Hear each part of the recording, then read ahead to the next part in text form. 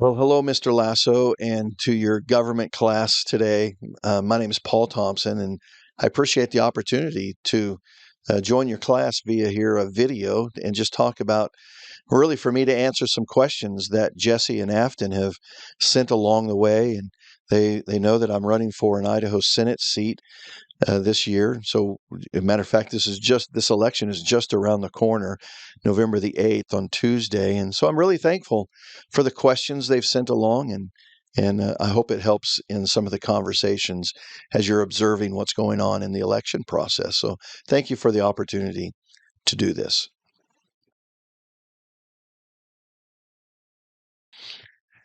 I actually get this question a lot. It's a good question. So here sits really kind of what would be some of the bedrock philosophical position of anyone who's running. Why engage yourself here?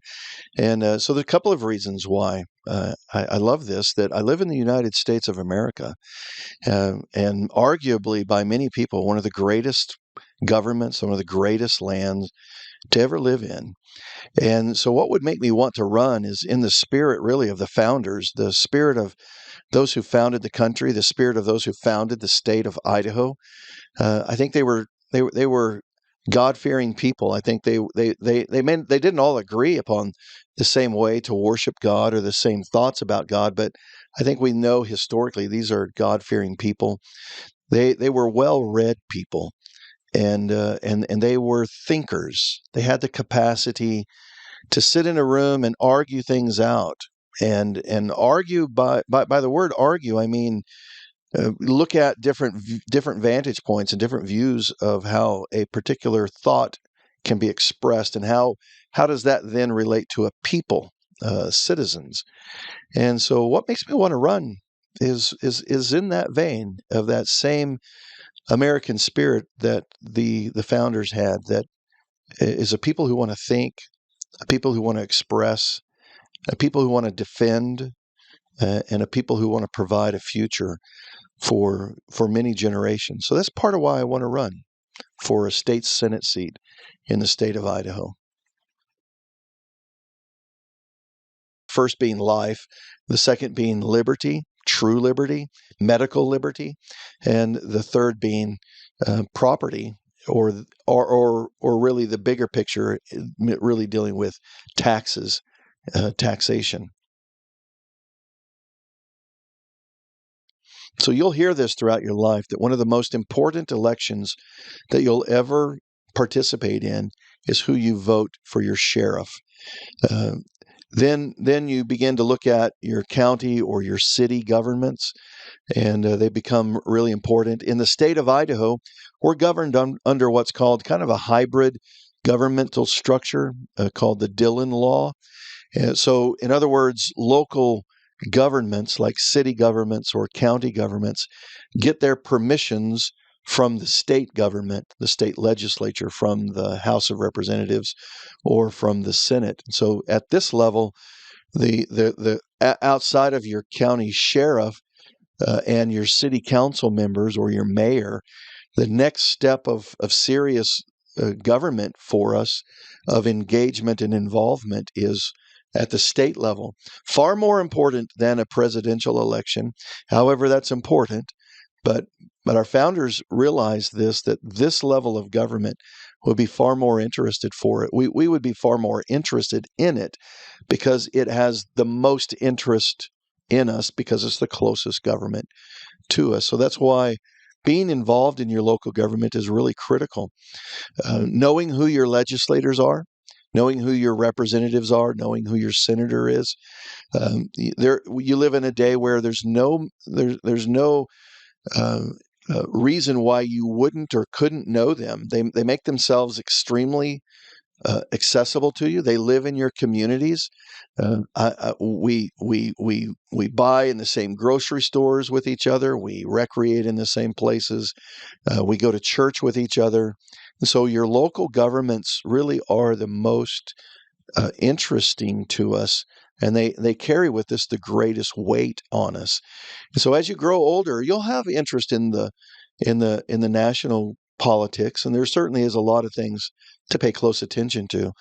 But really, what makes the most difference is what's going on with your county sheriff, what's going on with your mayor, what's going on with your city council members, and then what's happening at the legislative branch of your state government, because that's going to be where every other part of your civil government is going to influence or impact your life, from taxes to liberties and protections.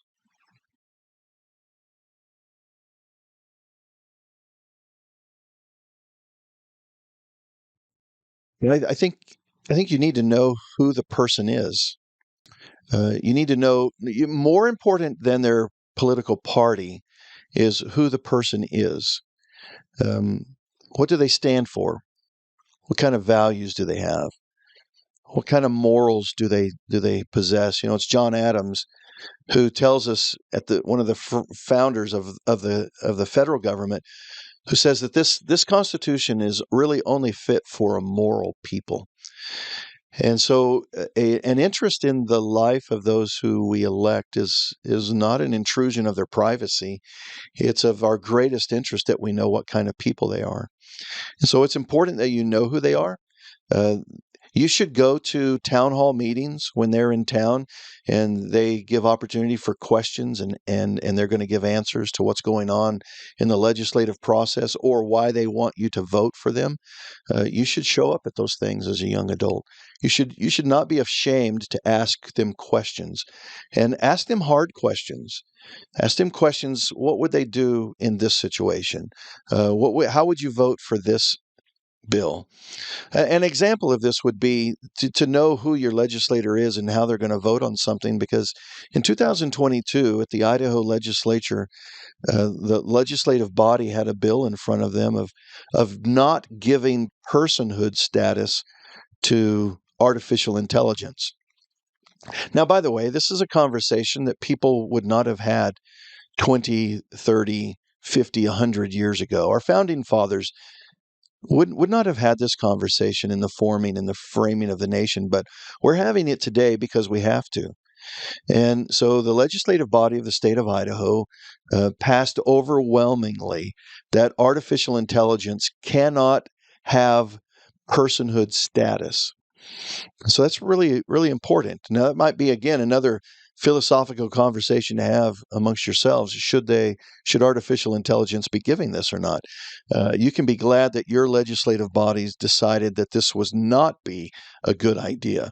Now, the person I'm running against actually voted that that would be a good idea, which is part of why I'm running against her in the election on November the 8th.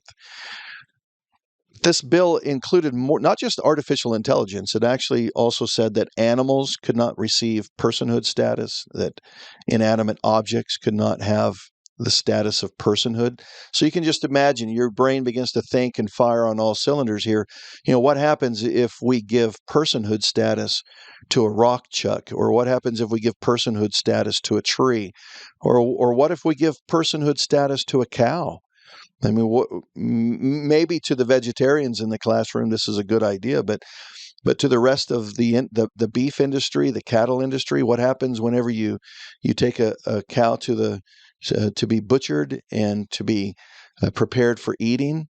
Well, now you're looking at murder charges instead of enjoying a tasty cheeseburger someday.